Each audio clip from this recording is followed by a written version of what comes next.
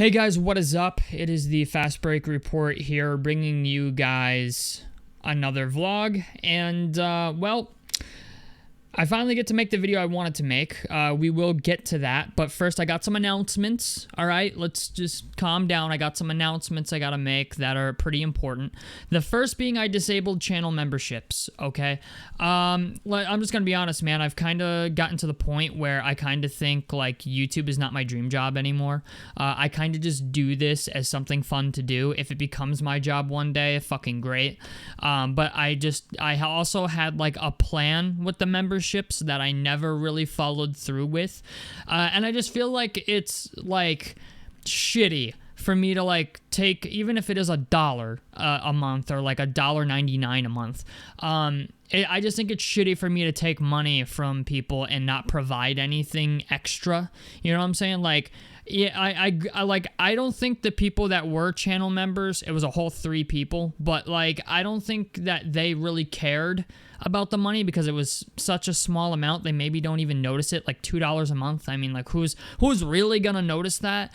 But at the same time, I was just like, you know, like I did promise one thing and I wasn't delivering on that promise. And honestly, I'm at a point now where I feel like I'm not going to deliver on that promise. So I just decided I'm ending channel memberships entirely. Like even super chats and donations and stuff. I just disabled all that shit. Like I'm like, you know, whatever I make off of AdSense, great. Like that's what I'm gonna go with. So there's that. Now you might be asking yourself, if you're a channel member, you're not getting kicked out of the Discord. Just letting you know, I'm not doing that. But speaking of the Discord, I want to offer an opportunity to everybody who's new to the channel, or maybe you've been around for a while and haven't gotten access to it. The Discord is now open for the next 7 days. The link will be in the video description. If you want to join, you can join. Yes, even some of you that have been kicked out. Okay, I think I'm not sure if I've unbanned the only person that's ever been banned from my Discord. Like, nobody's ever been kicked out of my Discord or banned from it but one person.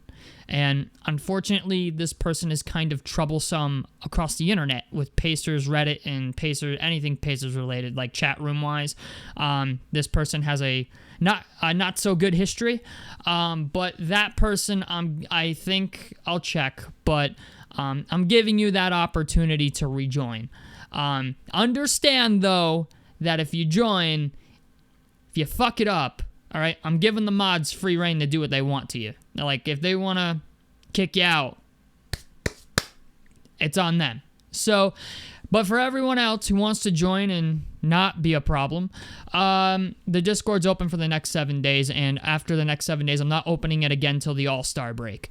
So that's the other thing. I try to make the Discord kind of exclusive, because it's a fun place to be in, especially when you're watching the games. We talk about all things. We talk about politics. We talk about the Pacers, obviously the most out of everything, especially during basketball season. You got NBA generalized content. We've got NBA trades. We've got, memes, video games, music. Like, there's a channel in that Discord for, like, anything you pretty much want to talk about. The WNBA, the Indiana Fever, like, we have, and the cool thing is, like, nobody ever really gets super pissed at each other. Like, our Discord's pretty tame, even though I did say, like, there's a politics section in it.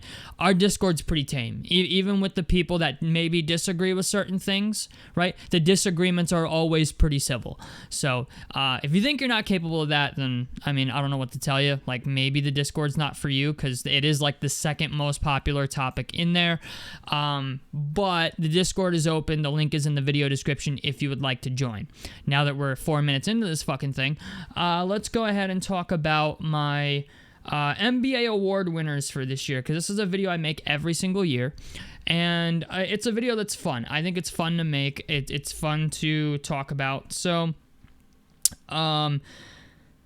there's some things in here that might surprise some people. I don't think they're super surprising, but this is just my opinion. This is what I think. This is I've thought kind of long and hard about this. And yeah, these are my MVP, my Rookie of the Year, my Coach of the Year, my Clutch Player of the Year, every award. So we're going to go down all of them, starting off with Rookie of the Year. And this one's going to be a bit of a curveball for people, but my Rookie of the Year pick is VJ Edgecombe from the 76ers. You know, I know a lot of people are going to pick Cooper Flagg, but Cooper Flagg is... I just feel like there's too many mouths to feed in Dallas. You know, Embiid could get injured. Paul George is still not back yet. I don't think he's going to be out much longer.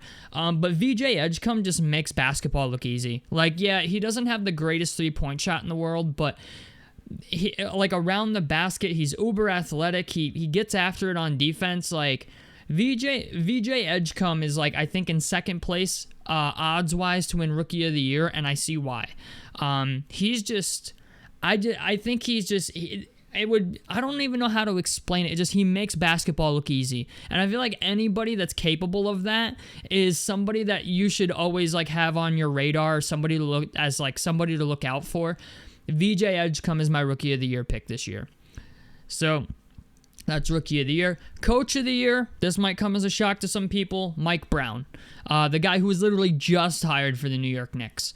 The Knicks job, I'm going to be honest, I don't think the Knicks should have fired Tom Thibodeau when they did, because it was like they fired him without a replacement. Probably the most New York fucking thing they could have ever done.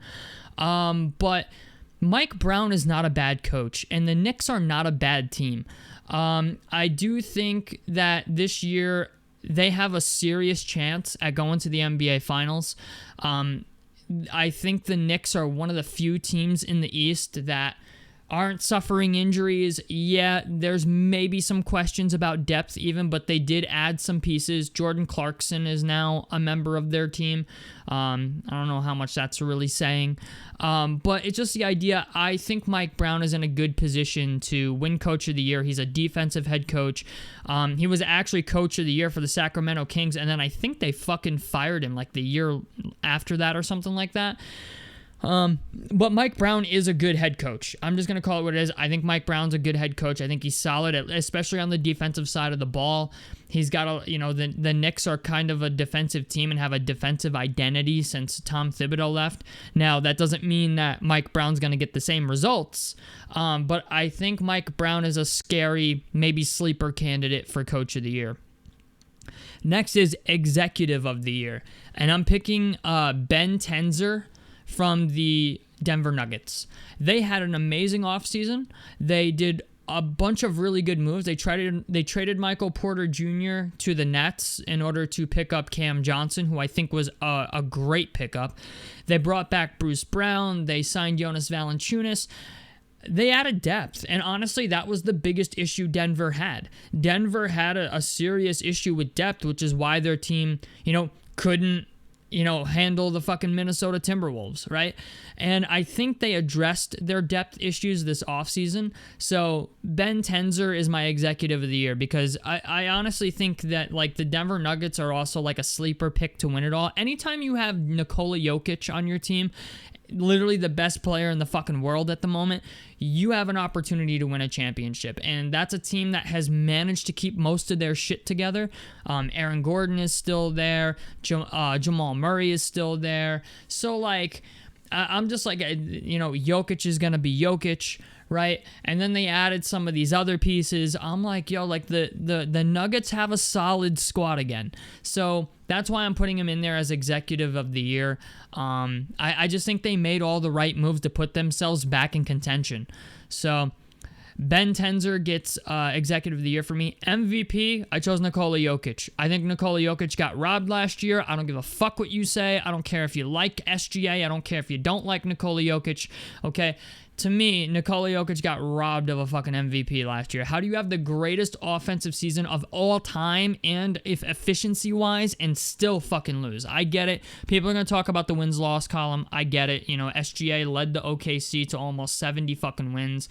I get it. Okay, I understand that. But I think anytime you put up a historical season like that and people treat you like, you're a fucking, I don't know, just another day at the office, that bothers me. I think Nikola Jokic should have won it last year. That's why I'm picking him to win it this year, because I think even the NBA is like, yeah, like Nikola Jokic really, really deserved it, but we wanted to give it to SGA because it would be he'll be winning it the first time, and Jokic won't be winning it the fucking fourth or third fucking time. I mean, and there's already been times where people are like, oh, he shouldn't have won it. Well, last year he should have won it, and he didn't. So, you know, that's my opinion, though. I'm entitled to my own opinion, even if it's wrong to other people. But I do think Nikola Jokic did get hoed a little bit, all right? So, yeah, that's my pick for MVP this year is Nikola Jokic. Defensive Player of the Year, Victor Wembanyama. I don't even think that's questionable. I think Wemby's going to be an all-star this year. Wemby's probably going to average, 4 blocks a game? Like Rudy Gobert, but I don't think Rudy Gobert can hang with even that. You know what I'm saying? I think Wemby wins Defensive Player of the Year this year, finally, for the first time ever. The dude is a fucking monster. I don't know what to tell you. Like, Victor Wemby, and he grew another 2 inches. So, yeah, I got Wemby as Defensive Player of the Year. Most Improved Player of the Year, I struggled a little bit with this one because I really wanted to pick Benedict Mathurin from the Indiana Pacers because I was like, he's going to start this year, right? But Michael Porter Jr., I think, is going to get a shit ton of opportunity to be the fucking guy in Brooklyn. And I just feel like Michael Porter Jr., like, based on what I saw in high school and, like, he didn't play much in college, but, you know, from what I've seen at the Denver Nuggets, like, he's become a really efficient player. I think Michael Porter Jr. goes fucking crazy this year. I don't know why.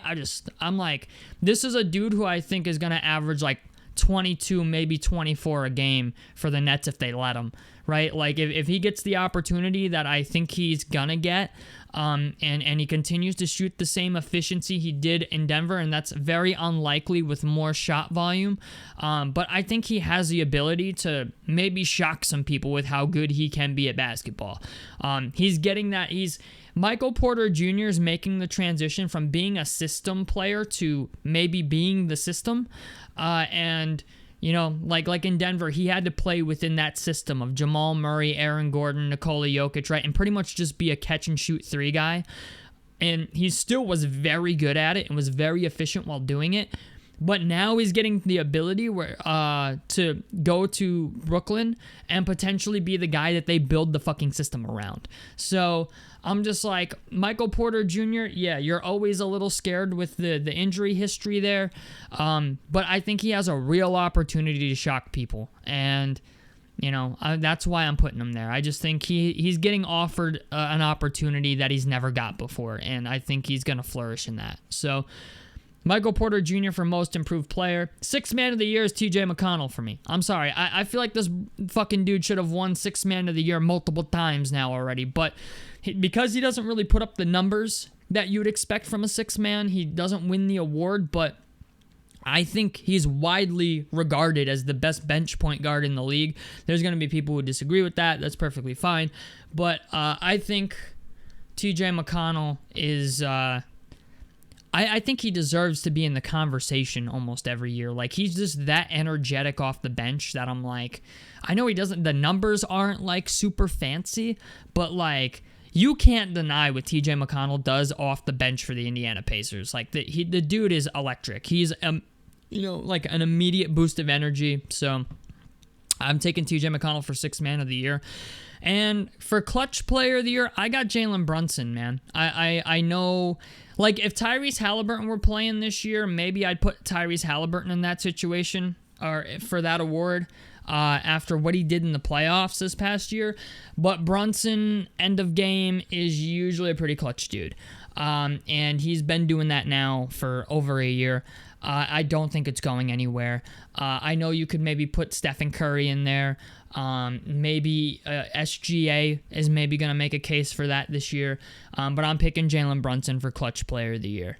So those are my NBA award winners. That's who I'm picking. This will probably not be anywhere near accurate at the end of the year. But those are my guys. That's who I'm picking. So tell me what you guys think down below in the comment section below. A like helps me out. Subscribe if you guys want to see more on the Fast Break Report. And out of this motherfucker. Peace, guys.